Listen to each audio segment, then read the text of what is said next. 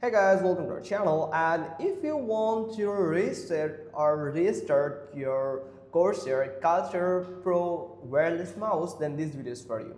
First, you have to do is turn off your wireless mouse. You can find the button at the very bottom. Here, just like here, you can find the turn on or off button. Then hold down the left and right mouse button together. Then while holding down the mouse buttons, turn the mouse back on. After around 5 seconds, release the buttons and you will see an LED flash if it resets successfully. So that's how you can just do it. And otherwise you can do, if it is not resetting, that you can do is you can repair your Katar Pro wireless mouse with its wireless receiver. So for that you have to do is turn off your Katar Pro wireless mouse by flipping the power switch on the bottom of the mouse to the middle position, just like this.